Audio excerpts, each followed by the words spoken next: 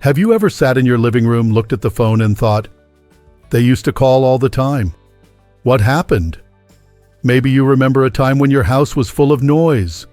Birthday parties, school projects, late-night talks. Now it's quieter, sometimes painfully quiet. And despite everything you've done, all the sacrifices, all the sleepless nights, all the giving, your kids seem to have drifted further and further away. If this hits close to home, you're not alone. So many parents, especially those of us in our 60s and beyond, quietly carry this ache. We gave everything, our time, our energy, our youth, even parts of our identity, to make sure our kids had what they needed. And now, some of us are left wondering, why did they leave? Why are we the ones reaching out, waiting, hoping? In this video, we're going to talk honestly and gently about the real reasons why your kids may have pulled away. Not to blame anyone, not to reopen wounds, but to bring some clarity, some healing, and maybe even a little hope. Because understanding what happened doesn't mean it was all your fault. It means you're brave enough to grow, even now. Let's begin with something that's hard to admit, but freeing once you do. Sometimes your love came with too few boundaries. You see, many of us were raised in a time when sacrifice was the definition of good parenting. You gave until you had nothing left to give. You skipped vacations to pay for school clothes. You worked 2 jobs so they could go to summer camp. And when they made mistakes, you rushed in to fix things, not because you didn't trust them, but because you didn't want them to suffer. But here's the quiet truth no one ever taught us. When you give endlessly, without expecting effort in return, your children might not see it as love. They might see it as permission. Permission to take without gratitude. Permission to lean on you without ever learning how to stand. And then one day, when they finally do stand, on their own, they may feel no reason to look back. Not because they're heartless, but because they were never asked to respect the weight of what you carried. You didn't mean to raise entitled kids. You meant to raise loved ones. But too much giving without enough teaching creates imbalance. And imbalance makes love feel like a one-way street. So, if you ever find yourself thinking, I did everything for them, why don't they visit?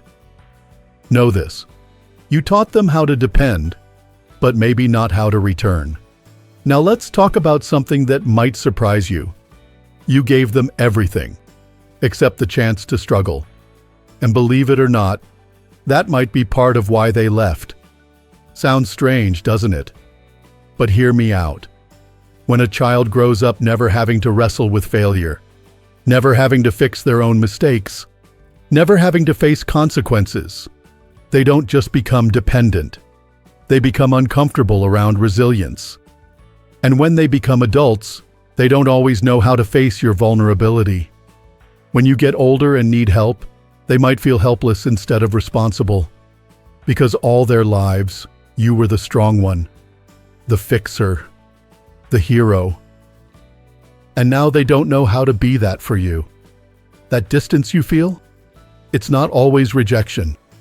Sometimes it's fear. Fear of not knowing how to give back. Fear of disappointing you. Fear of facing the version of you that needs them in ways they never practiced. And it's not your fault. You are doing what loving parents do, protecting. But sometimes when we protect too much, we accidentally create adults who flee instead of face.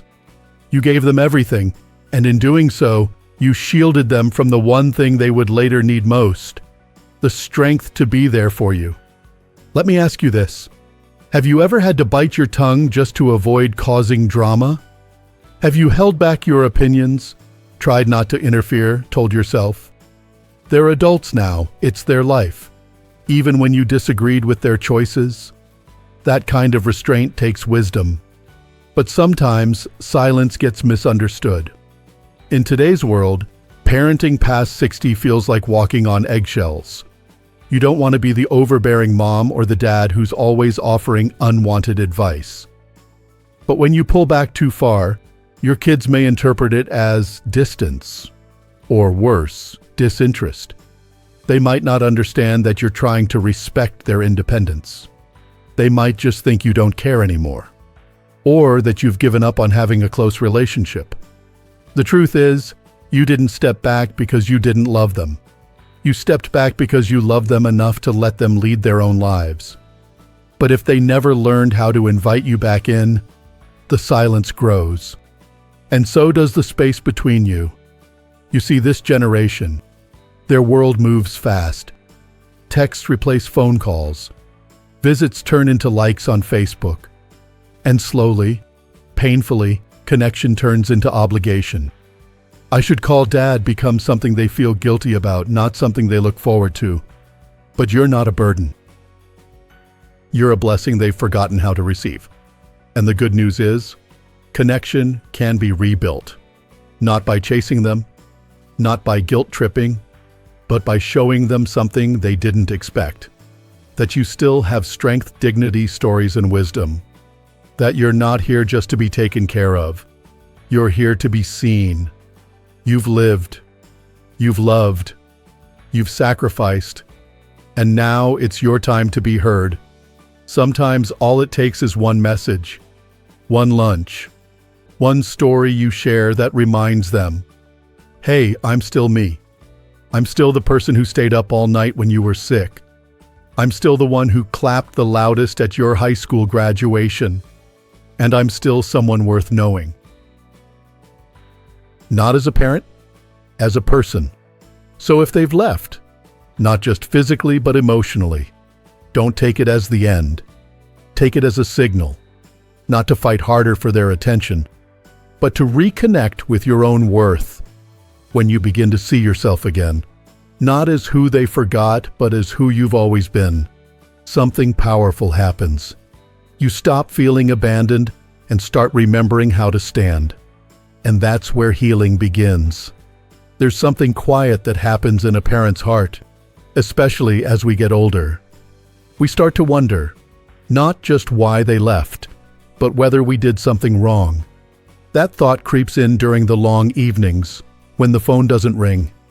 You think about the times you raised your voice, the decisions you made, the sacrifices that maybe they didn't fully understand. And then it hits you. Maybe they're gone because they're still holding something against you. Now, I want to be real with you here. One of the reasons your kids may have drifted away is because of something they've never told you. Maybe you hurt them without realizing it. Maybe it was something small to you, but big to them. A moment where they needed comfort and felt dismissed. A time you said something out of fear or frustration that cut deeper than you ever intended. You may not even remember it, but they do. You see, sometimes the gap between generations isn't just about technology or lifestyle. It's about emotional language. Back in our day, we didn't talk about feelings the way they do now.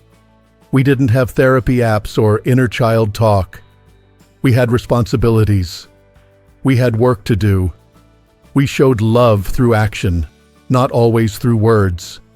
But this generation, they grew up with a different expectation. They want to feel understood.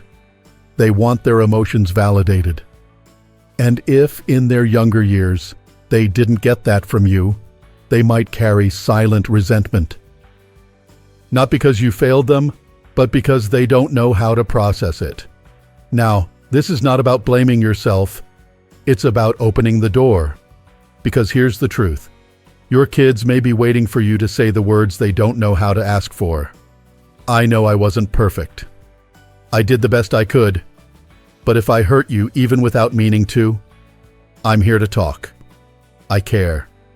Those words, simple as they sound, can melt years of silence.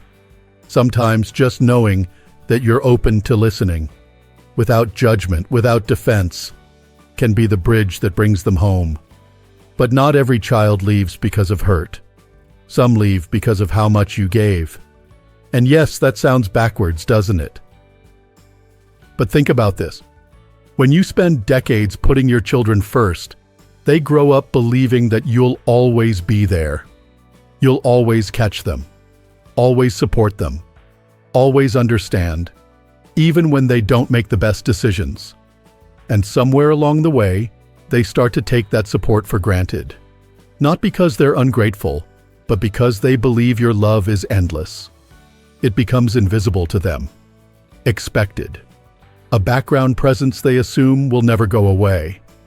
So when they start their own lives, build their own families, chase their own dreams, they stop checking in. Not because they've stopped loving you, but because they've stopped noticing how much you're still giving from the sidelines. And here's the hardest part. They don't know you feel lonely. Because you never told them. You spent so many years being strong, being steady, being the rock of the family. You didn't complain. You didn't show weakness. And now they think you don't need them. They don't realize how much it would mean just to get a call, a visit, a thinking of you. They don't see that strength doesn't mean you're not human, that even rocks can crumble when they stand alone too long.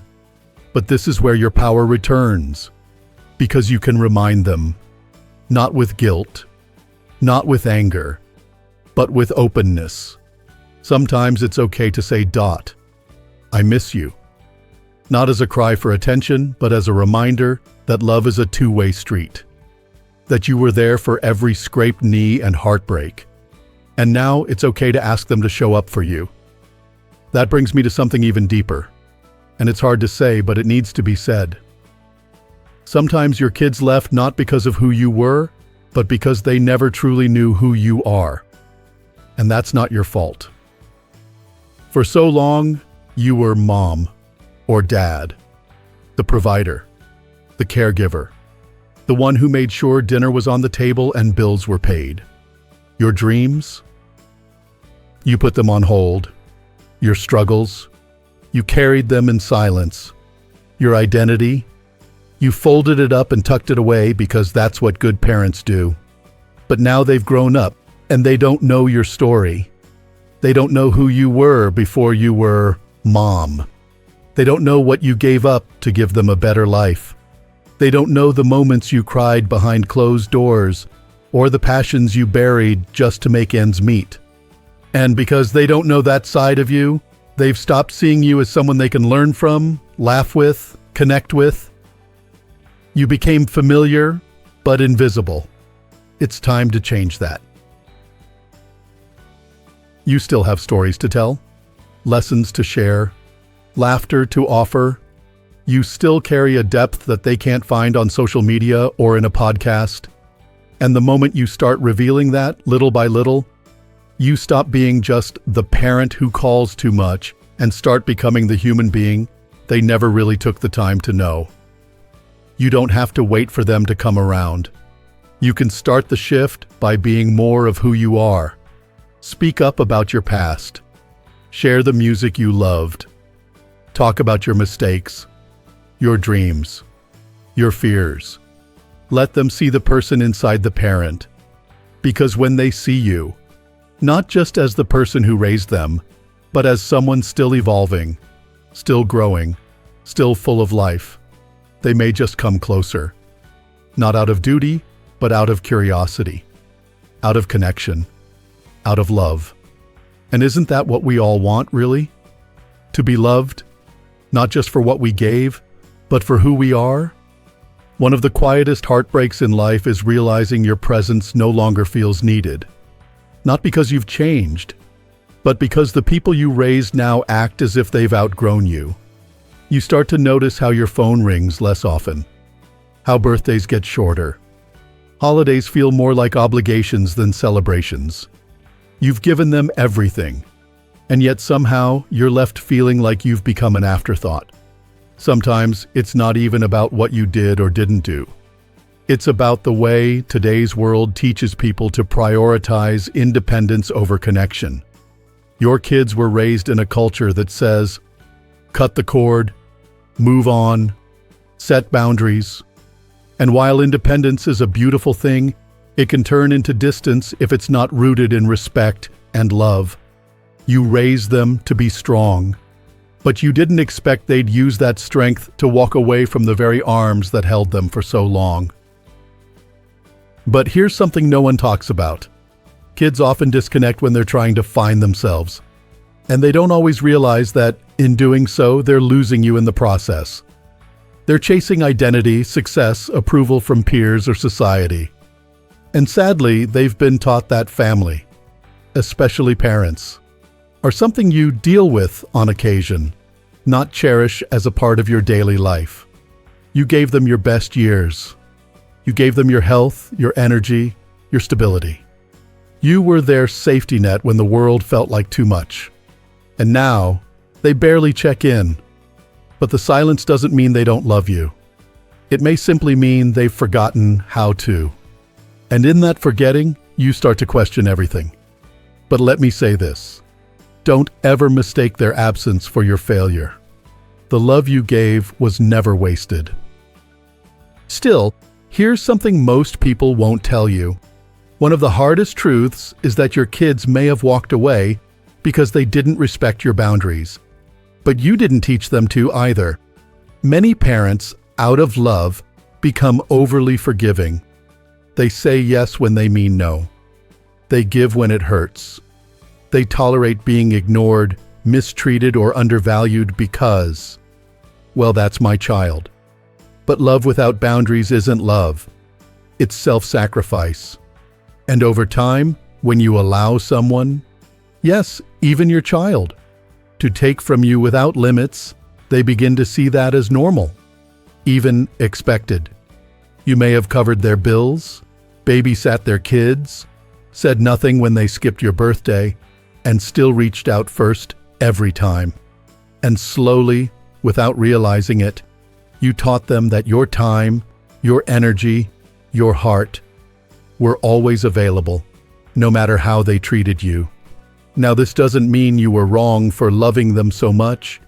It means it's time to reclaim your voice, your needs, your boundaries, because you still matter. Your time still matters. Your feelings still matter. There's nothing wrong with saying, I need to feel respected in this relationship. That's not guilt-tripping. That's not being demanding.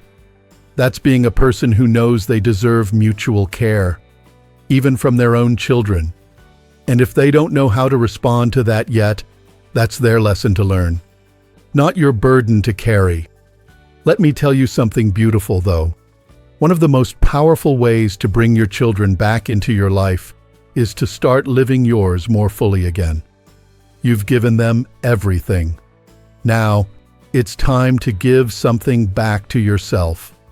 You've earned the right to wake up each day and do something that brings you peace, something that makes you laugh, something that makes you feel alive again, not just useful. Whether that's gardening, traveling, painting, writing, walking by the water, dancing at a community center, or simply meeting new people, do it. Because when your life begins to shine again, something shifts. Your children, who may have taken your presence for granted, will see you in a new light, not as the aging parent who's waiting on their time, but as the vibrant, wise, whole person you've always been. Sometimes they need to see you enjoying your life, not waiting on theirs, to realize just how much they miss you. And here's something even more important. You are still teaching them. Yes, even now. Every time you speak up with love, every time you set a boundary with grace, every time you show joy in your own life, you are modeling something powerful. You're showing them how to age with dignity, how to stay true to your heart, how to navigate loss without becoming bitter, how to live, not just exist. Maybe you've spent the last few years wondering what you did wrong, but what if the better question is, what can I still do right? You can still rebuild connection. You can still open a door through honesty, through small gestures, through grace. You can still choose peace over resentment. You can still choose yourself, not to push them away, but to remind them of your value. You are not invisible. You are not forgotten. And you are certainly not done. If your kids left after you gave them everything, it doesn't mean you failed. It might mean they still have growing to do. And you? You still have living to do. So if you're watching this today, feeling like your heart's been bruised, let me remind you of this. Your love mattered. Your presence shaped lives. Your sacrifices built foundations they may not even realize they're standing on. And while they may be distant now, people change. Life changes. And sometimes it takes time and space for them to truly see what you've always been. Keep your heart soft, but your spirit strong. And as you move forward, not in bitterness but in quiet strength, know this.